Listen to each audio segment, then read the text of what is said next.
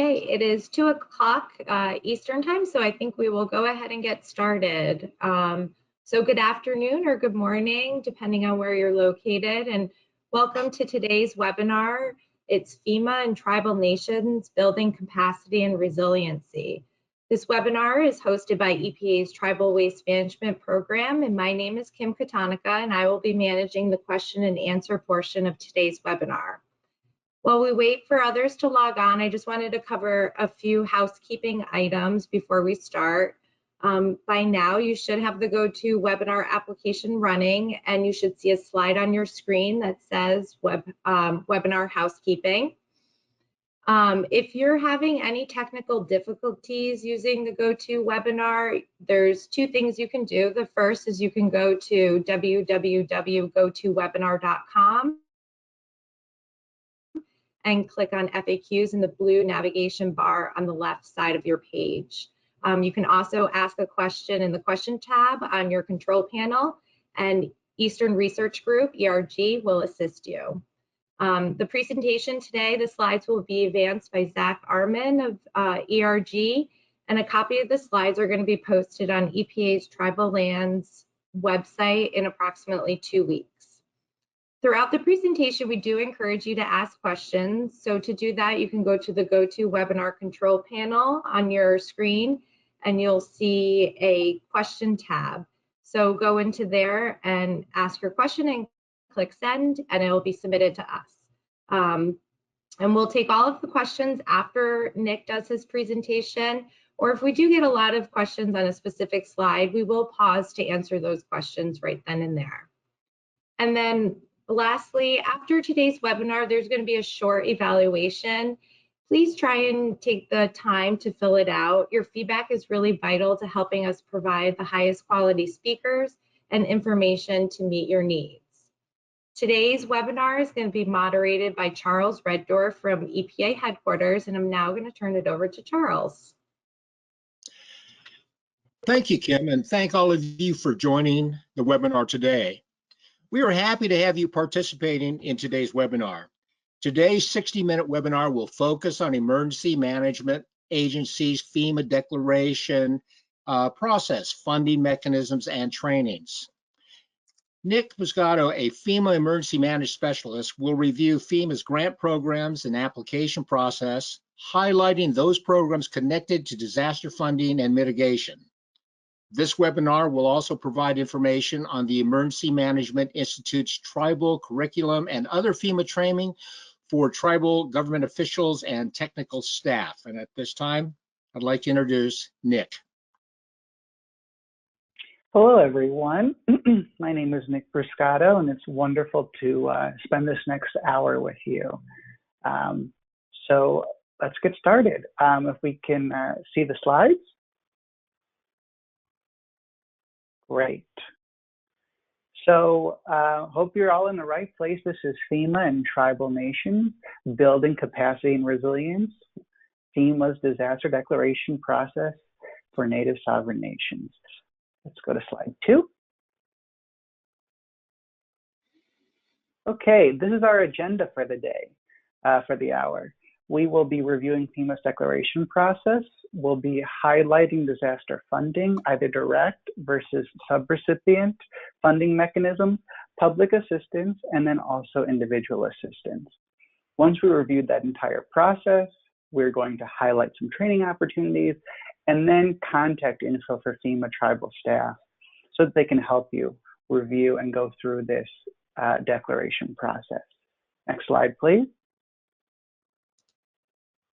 So our objectives today, by the end of this training, we will better understand the FEMA disaster declaration process, FEMA's disaster funding mechanisms, training opportunities, and EMI, the Emergency Management Institute's tribal curriculum, and then who to contact to support disaster declarations and other general questions that you may have. So as this is a, next slide, please. As this is a FEMA presentation with EPA, I may reference some of the regions. So this map is for your reference to understand where our regions are located. If I refer to a precedent in Region 6 or Region 8. Now you kind of know where it is. There are also tribal liaison information posted on this slide. I will also share a slide at the end of this presentation for their contact information. Some of these, there are some personnel changes, and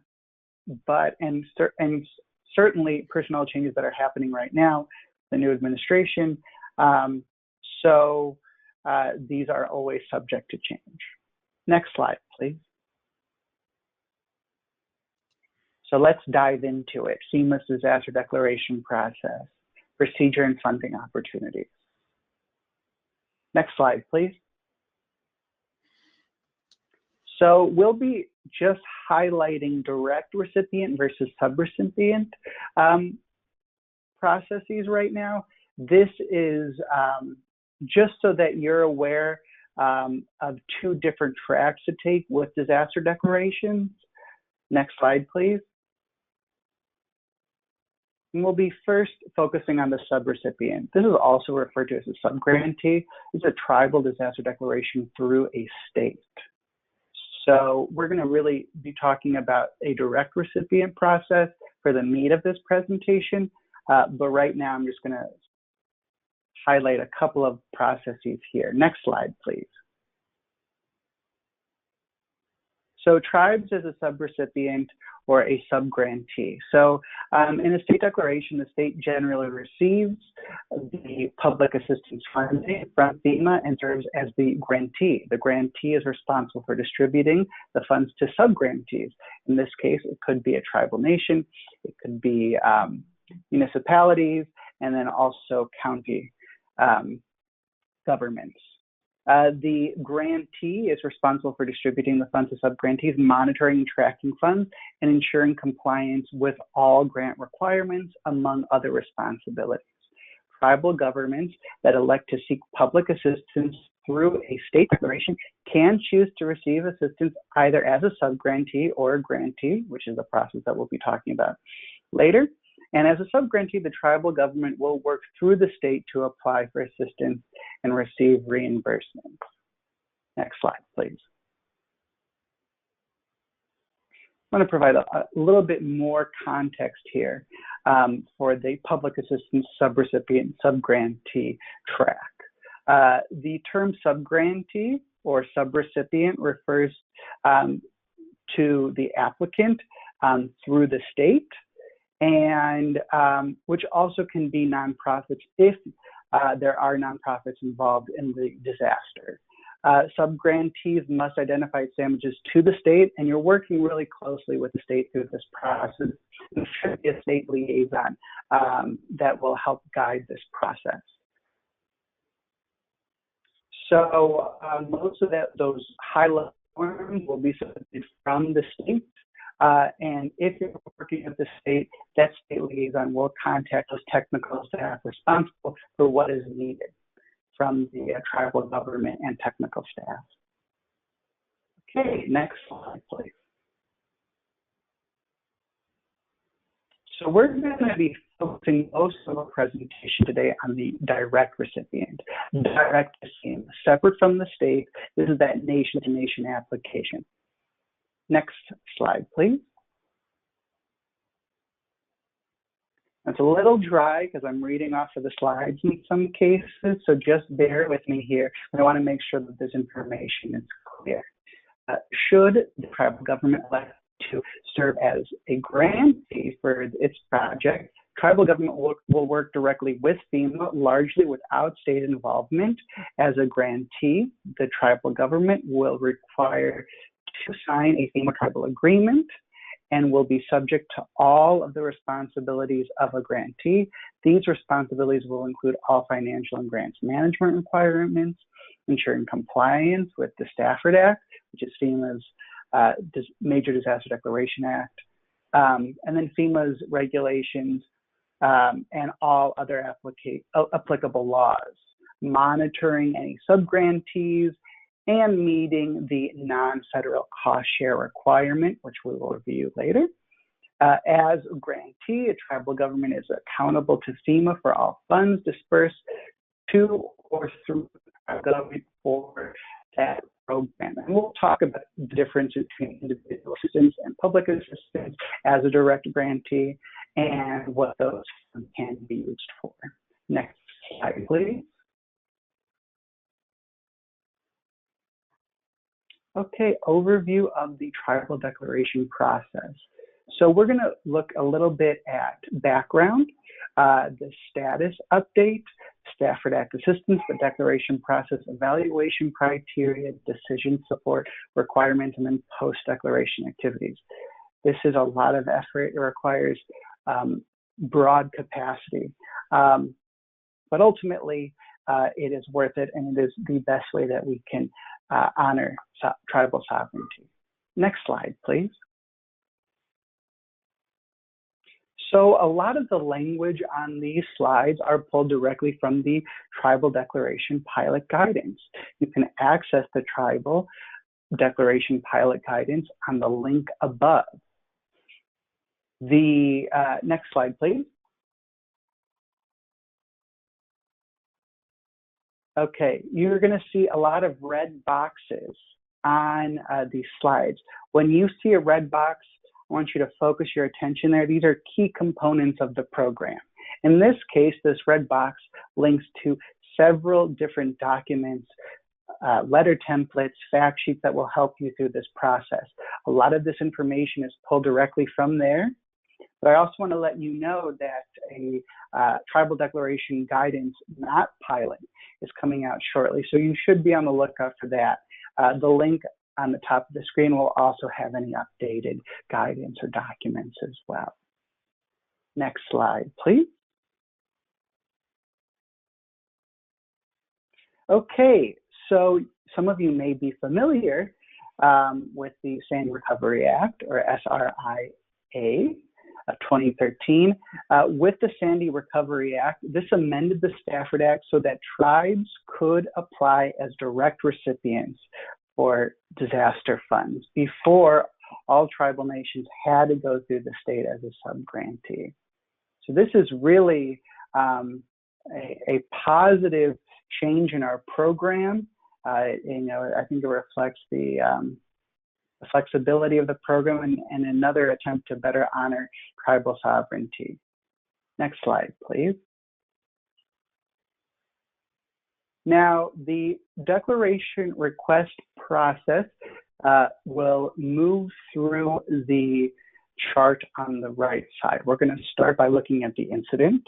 We're going to then review the tribal initial damage assessment, the FEMA tribal state PDA, if the state is involved, then the tribal chief executive's request, then FEMA's recommendation, as well as the presidential determination.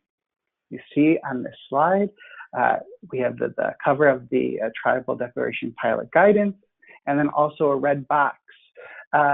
So requests must be submitted within 30 days of the incident. Now, sometimes there is a very long incident period. So once an incident happens or begins, it's best to start coordinating with partners at FEMA. Now, you'll also see in the bottom left side of this slide, the section of the Tribal Declaration Pilot Guidance that is being referenced, as well as the page number. So if you have the document, you can follow along. Next slide, please. So emergency plan activation, this is where it all begins. So before, during, or immediately after an incident, a tribal government will take action to respond to that event. Typically, the government will direct its disaster response through the activation of its emergency plan. The emergency plan describes how a tribal government will provide resources to emergency plans.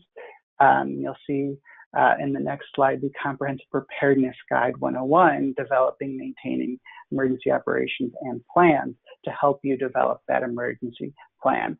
Now, the emergency plan resources are all available through FEMA. So if you do not currently have one, it's easy enough to get the support and the resources to build one. So once an incident happens, again, we're activating this plan. The emergency plan describes how those resources will be used and satisfy unmet needs. And the procedures of the activation plan will be based on tribal law and the plan itself. And it may involve a tribal declaration or a proclamation of an emergency. However, such a declaration is not a legal prerequisite for requesting a Stafford Act declaration. That just might be some sort of internal protocol at the nation. Next slide, please.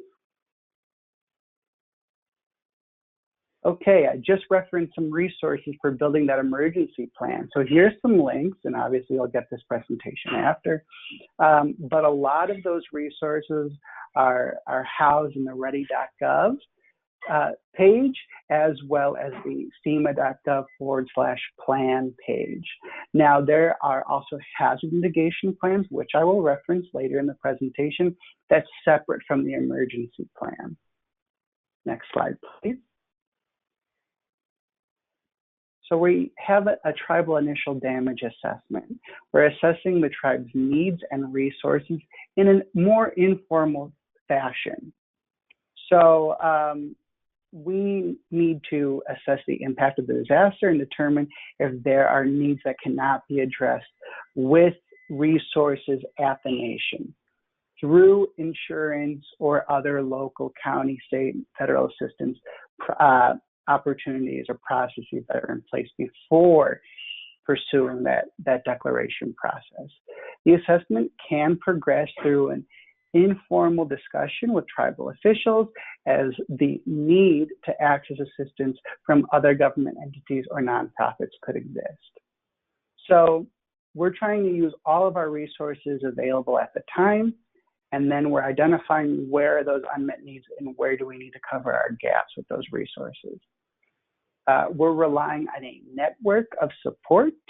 However, so you might see throughout the application process questions like, have you coordinated with the county or the state? But I understand that those relationships might not be there. It's important to convey to partners at FEMA if pursuing this process. So then we're going to assess own needs and resources as more formal with a field assessment, documentation of impacts, damages, disaster response, and recovery costs, which we will see in the next slide. So next slide, please. So PA minimum damage amount. So absent any extraordinary circumstances, FEMA will consider a declaration request from tribal governments only if it determined that the tribal government sustained at least $250,000 in public assistance eligible estimated damage or costs. Again, absent extraordinary circumstances. This is not a trigger point. It's not like, oh, we have $250,000 in damages, we're good, that's it, we're done. It's the minimum amount of damage for which a request for a major disaster declaration will be considered. Depending on the situation, an event that exceeds this amount may be within the tribal government's capability and therefore not warrant a major disaster declaration.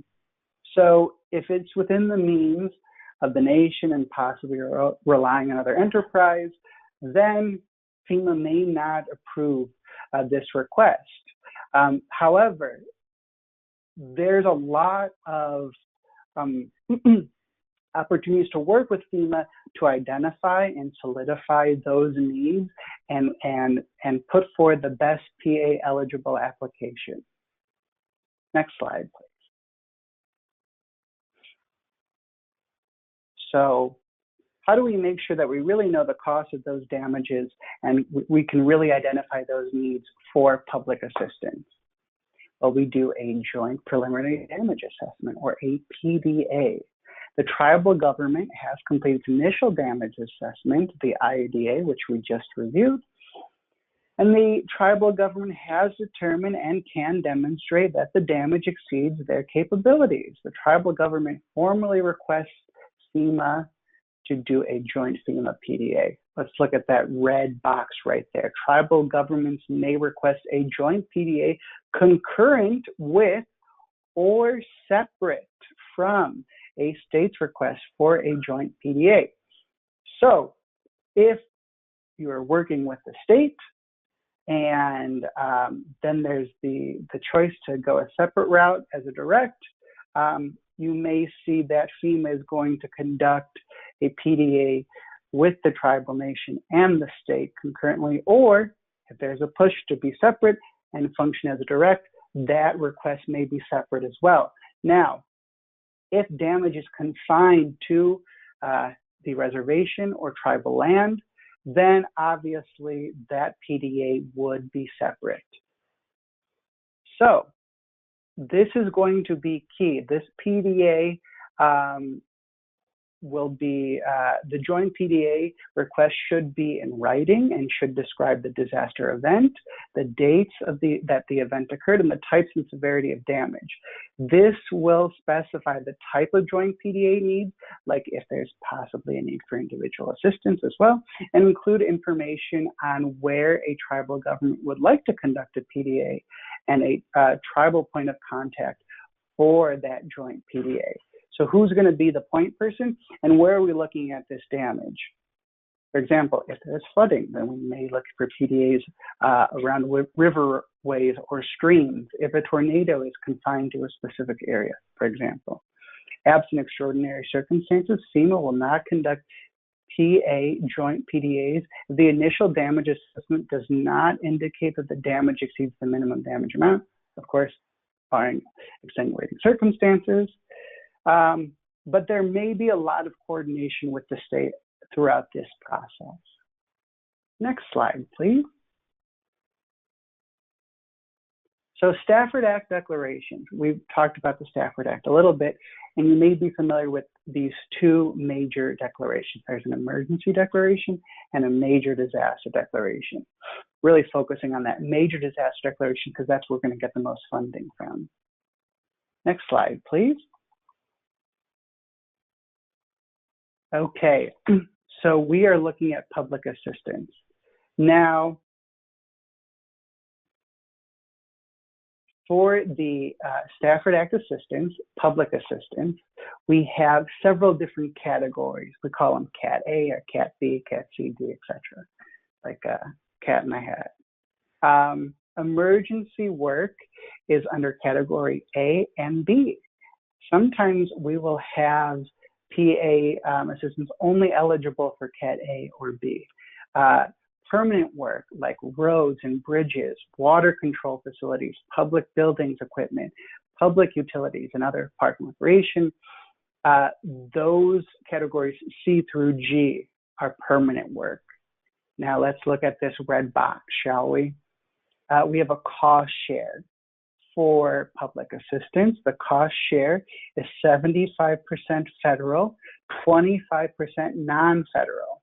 Now, the president is authorized to adjust this cost share if it is not within the means of the nation to adjust or to fulfill that 25% non-federal, then maybe there's an adjustment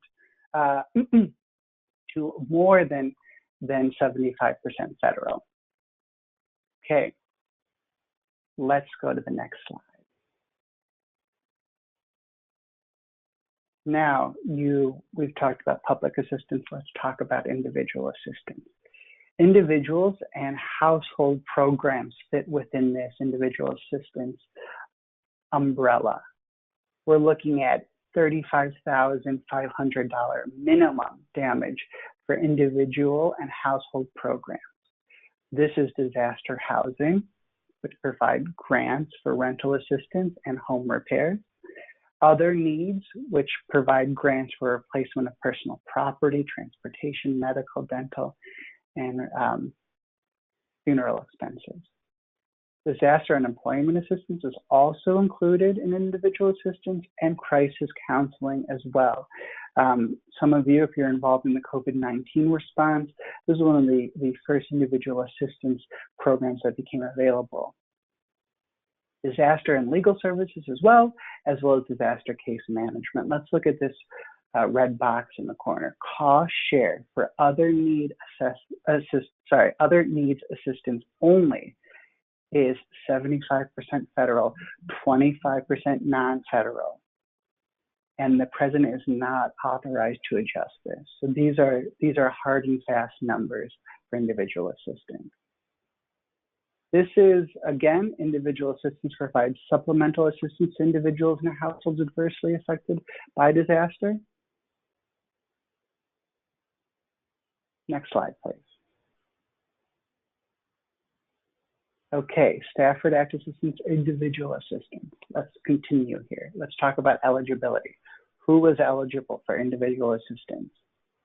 We have enrolled tribal members, a person that the Indian tribal government, as it's pulled from the document, recognizes as an enrolled member of the Indian tribe at the beginning of the incident period, and then members of the tribal community, such as adopted children, widows or widowers, and descendants.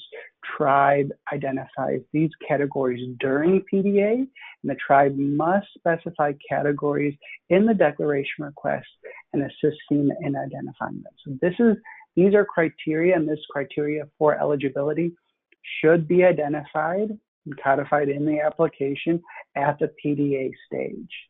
Cannot be adjusted. Next slide, please. Okay, this is my bread and butter because I work in mitigation. So we can also touch on this at the end as well and come back to it.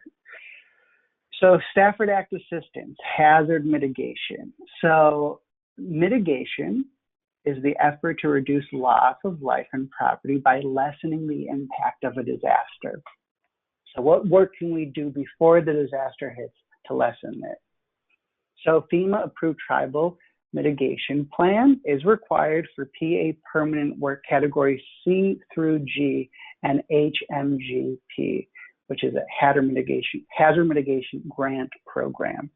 Now, the hazard mitigation grant program is going through a huge change. It's now called BRIC, Building Resilience Communities. And this, I'll put a link in the chat at the end so that you can view the BRIC site. So again, BRIC is Building Resilient Infrastructure and Communities.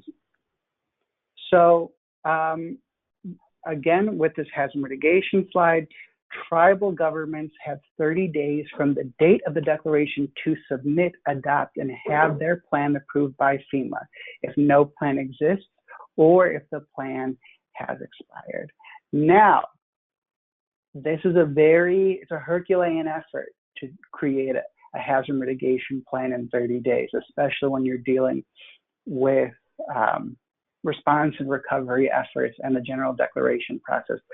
However, it has been done, and if staff are set aside and maybe some of the data that is needed is already completed, it can happen. Let's look at this red box. Share for hazard mitigation is 75% federal, 25% non-federal. No surprise there. But the president is not authorized to adjust this cost share.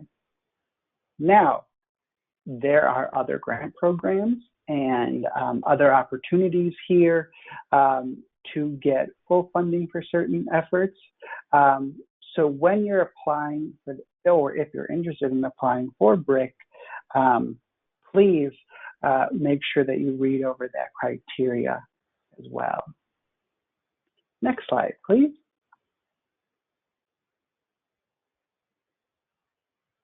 Okay, so the declaration request.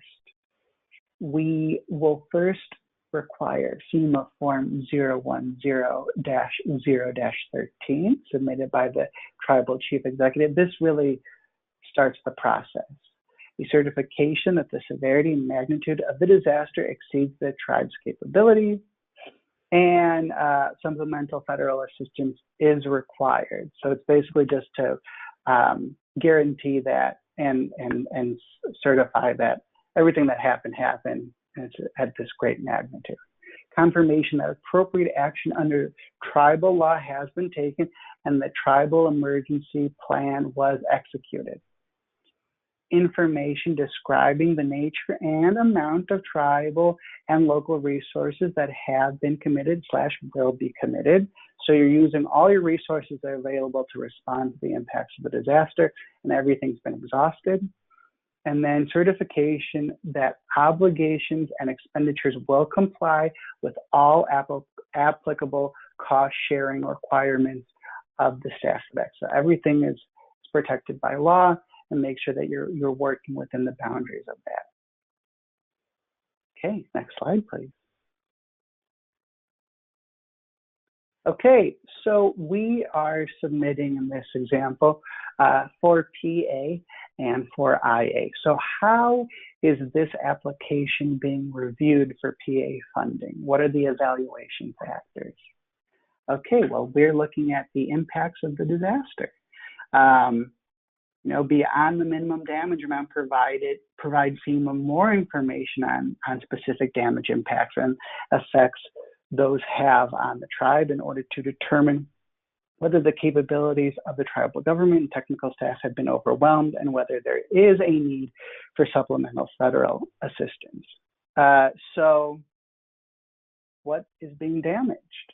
So these are roads, bridges, water controls, as I mentioned previously. And how extensively are these bridges or water facilities being damaged? What's the estimated cost of that damage? Has the damage been located? Was the damage located in a special flood hazard area? Do you have flood insurance rate maps? These are things that are also considered. So we're also looking at the economic impact of the incident. What happens if a road is washed out? How will that impact, if certain buildings, enterprise buildings are flooded out, how does that impact the economy? And then what resources are currently being used or not? And then also the wider demographics, unemployment numbers of enrolled tribal members, number and percent of enrolled tribal members whose income is below the national poverty line as well, impacts the decision. And then 24-month disaster history expanded from 12 months. So how many disasters have hit in the last 2 years? What does the extent of those disasters look like? Have there been disaster declarations to the state, possibly, that the nation participated in, or as a direct recipient? I'm just going to run through the IA criteria really quickly. This is individual assistance. This is how FEMA reviews the individual assistance application. We're looking at uninsured homes and personal property loss, availability of housing resources. Are there any casualties? The impact of community infrastructure.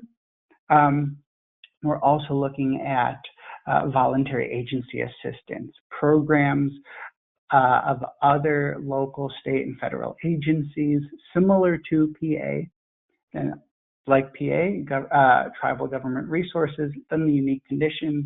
So you can see that there's a lot of parallels here between the IA and the PA criteria. Of course, PA is public assistance, public resources, public goods. Individual assistance is for individuals. Next slide, please.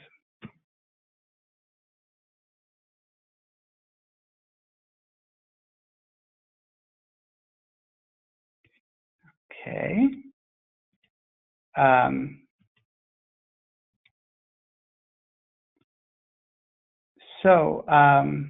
Next slide, please.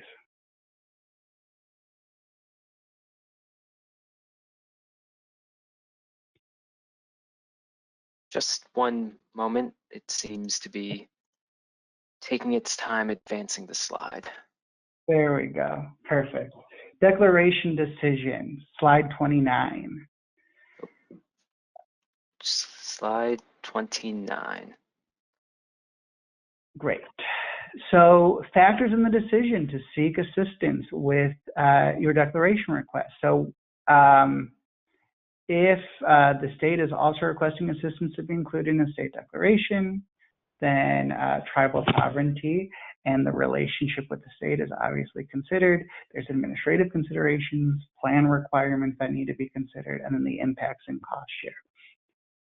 You hopefully will be in close contact with FEMA and the regional tribal liaisons, or those tribal liaisons that are deployed to the joint field offices, will be working very closely with that point of contact to coach and champion this effort and make sure that the declaration is clear and the submittal works, and hopefully can get us over the finish line. Before, during, and following a disaster, FEMA regional staff are available, like I just said, to support tribal governments in decision making. I'm going to provide a list of contact information across all 10 of our regions, so we're here, so let us know. Okay, post-declaration activities. So what happens after the declaration is, we need to make sure that there is a designated tribal disaster official, that the FEMA tribal agreement has been signed, the requests for additional types of assistance or areas of eligibility, if needed, are there. We request additional cost support share if we need to amend that public assistance, amending incident period. For example, maybe we thought that the incident period was just a day, but actually the impacts of flooding have continued past a week after what we originally thought, so we can change those. We want to make sure that all of these possible amendments are submitted after the declaration activities. And then also community disaster loans, advanced non-federal share. So what are we doing in the meantime before that final decision?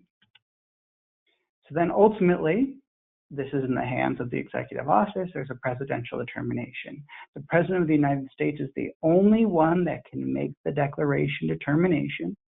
The President signs the declaration letter addressed to the tribal chief executive. FEMA administrator, regional administrator, or sorry, our F1, our FEMA administrator signs a letter informing the tribal chief executive of a declaration if that declaration is denied. And then the FEMA regional administrator contacts the chief executive officer to inform the tribe of either decision, either an up or a down, a yes or a no. And then the tribal government has 30 days from the date of a denial to appeal that decision. Next slide, please. Oh, I think I progressed too quickly and did not say next slide, so I apologize. Let's go to slide 31. Okay, like I just said, the president is the final determinator of this declaration process. So they're the one who ultimately makes the decision, are they going to accept the application or not? However, the FEMA administrator and the regional administrator will be in close contact with tribal chief executive officers throughout this process. That FEMA point of contact will be in close contact with the regional tribal liaison or JFO tribal liaison. So that should work well. So there should be transparency throughout the process. Okay, next slide, please. Sorry about those slide jumping. I'm happy to clarify should there be any other questions. Okay, contact information of FEMA staff. Who are you going to be working with throughout this application? Next slide, please.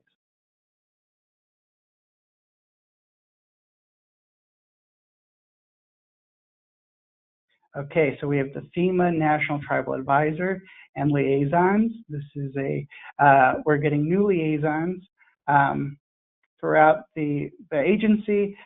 Bambi Krause, who's the National Tribal Affairs Advisor, has been there for a while now, so she's familiar with this program. The headquarters FEMA Tribal Affairs Specialists are newer, they're adding more, but they are contacted for large-scale problems, programmatic changes, but we will focus on contacting regional tribal liaisons first, which we will get to in 2 slides. So next slide, please.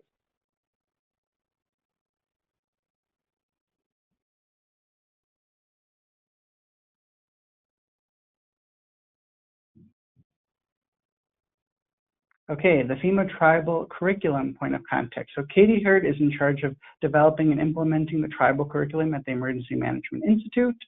Her contact information is there. I'm about to share with you some information from the Emergency Management Institute. If there is any request for providing curriculum materials or scheduling a training, she is the person to contact. Next slide, please.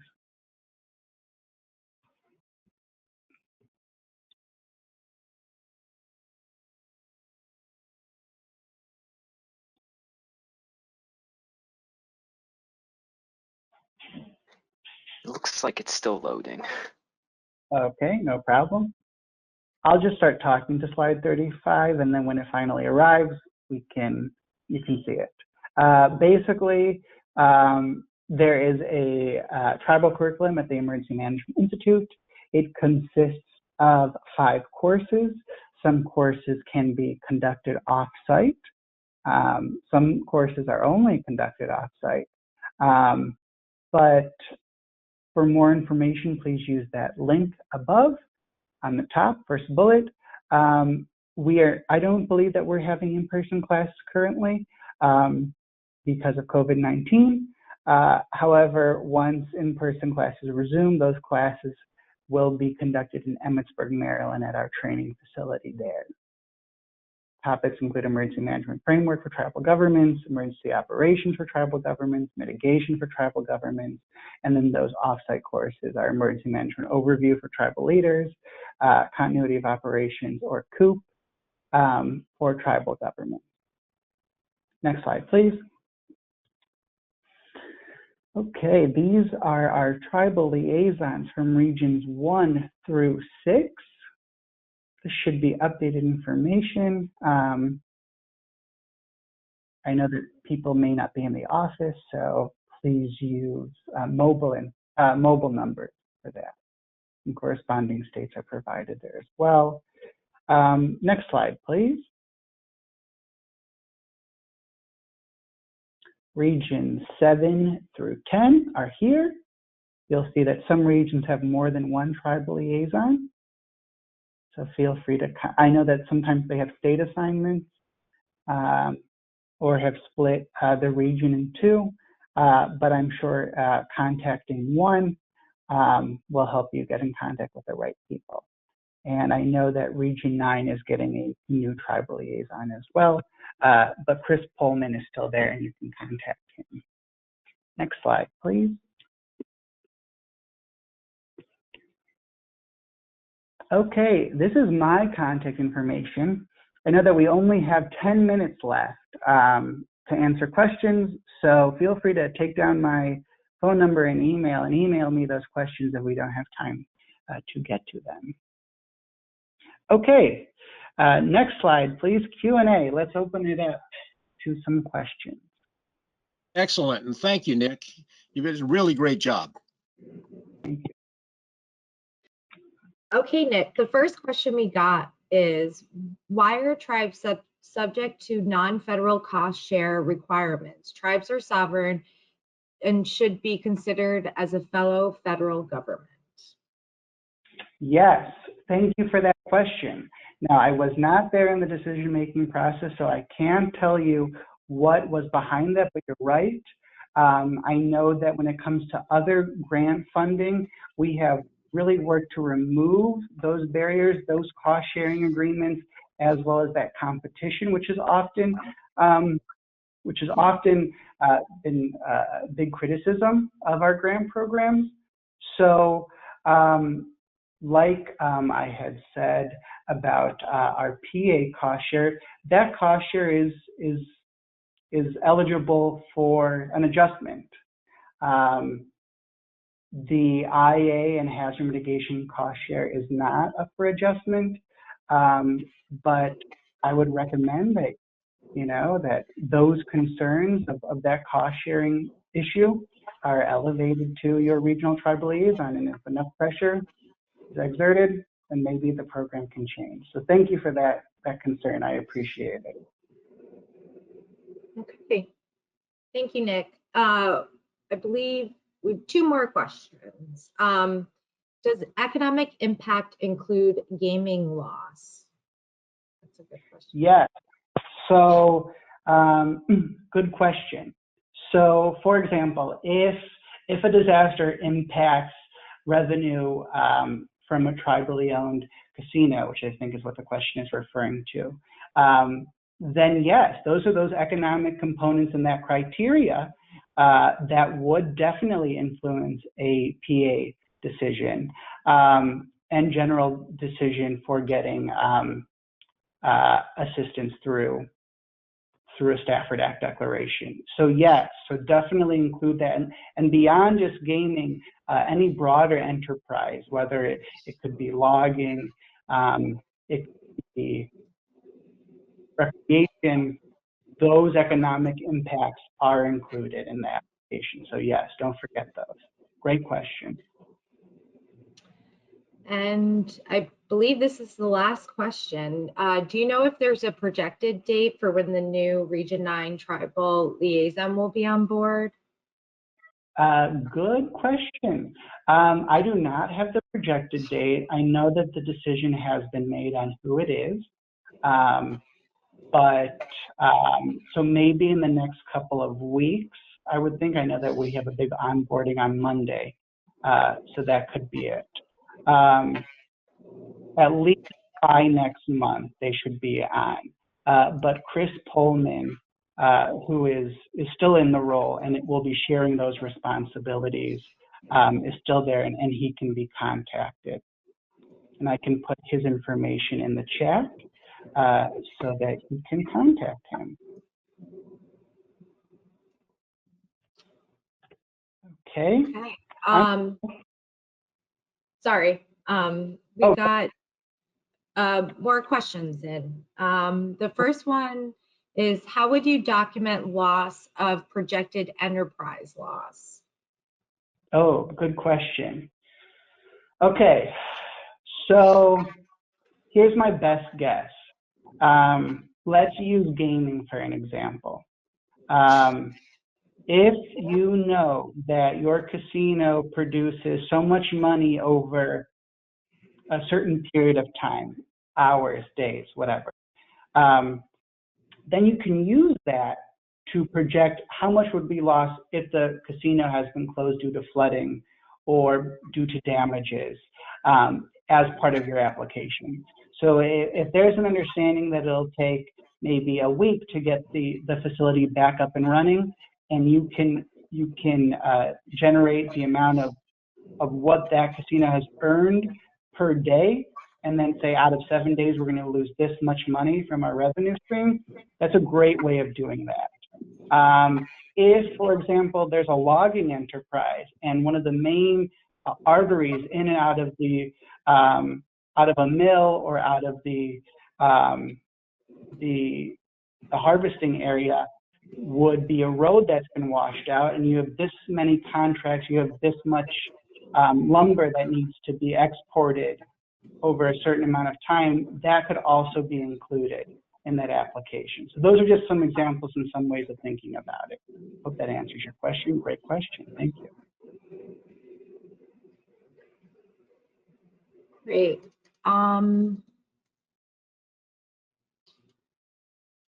Are there funds for mitigation for before a disaster happens? For instance, can a tribe use any FEMA funding for deconstructing abandoned buildings or mobile homes so that should a disaster happen, the debris management costs are less?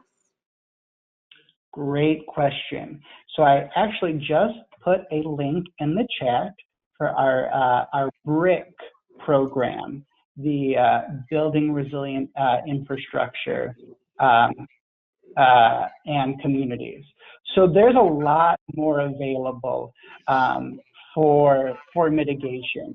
And we often think of our mitigation funding as before disasters. So relocating structures, elevating structures would be a part of that application. So if in this case, you would be relocating a structure by possibly demolishing it or moving it to a new place, that would be included. The precise, information of, is it destruction, is it relocation, that might get into a little gray area of the application. But what I'd recommend that if you're thinking about applying for a brick loan and debris management or relocation is something that you're considering, just email either your regional tribal liaison or a mitigation tribal liaison. You can also contact me and I can help connect you to the right people to kind of understand if your project fits into that application. For example, brownfields, although it could be mitigation and cleanup could be seen as a sort of mitigation, is not included in it. So things to consider. Great question. Great. I think the next question tags on to the previous one for lost revenue. Does this include the COVID-19 pandemic and for casino loss of revenue? Good question. So I know that there has been funding that has been provided through the CARES Act and with the last administration over the past year. COVID is a totally different animal as it encompasses all states, territories, and nations, and how each individual native sovereign nation has chosen to engage in that process has been different, whether it's through an emergency declaration, a major disaster declaration, or as a sub-grantee. So those specific components of revenue loss because of COVID-19 should be discussed and deliberated with those regional tribal liaisons who can help guide through that process. I don't want to speak too broadly about where funding is being allocated or provided with COVID-19, just because it's so different and it's not really localized. So it's a really, really good question, and it's something that we considered and we struggled with early on in the response. And part of our general agency response has changed from since last year. So how funding is going to be released or navigated moving forward is going to be different. So I can't really speak to how dynamic the process may be either. I'm sorry I didn't really give you a good answer to that question. But I would definitely reach out to people who are higher than myself to get that information that you need. So thank you so much. Okay, I'm looking at the clock and it's 3 o'clock Eastern time right now, so we have run out of time. If we did not get to your question and you'd like an answer, please send Nick an email and he'll answer you for that. And hopefully everyone will see in the chat box, we had a little technical thing, so I tried to copy and paste what Nick put in the chat, so hopefully everyone can see that now. If you can't, just send myself or Nick an email and we will get that taken care of for you. So in closing, I'm going to hand it off to Charles. Thank you, Kim. We wish to thank our colleagues and, of course, today's speaker, Nick, for this very insightful presentation. And finally, most of all, we want to thank you for joining this webinar, and we hope you continue to join us as we move forward through the year. It's you that this program is designed for. So make sure you complete our evaluation and give us feedback on how we can meet your needs. We will be posting this recording of this webinar in approximately 2 weeks on the EPA Tribal Lands webpage. In closing, we hope you will join us for our next webinar. waste characterization for tribal program planning on February 25th at 2 p.m. Eastern Standard Time. This concludes today's EPA Tribal Waste Management Program webinar series presentation. Thank you. Thank you. Thank you, everyone. Thank you.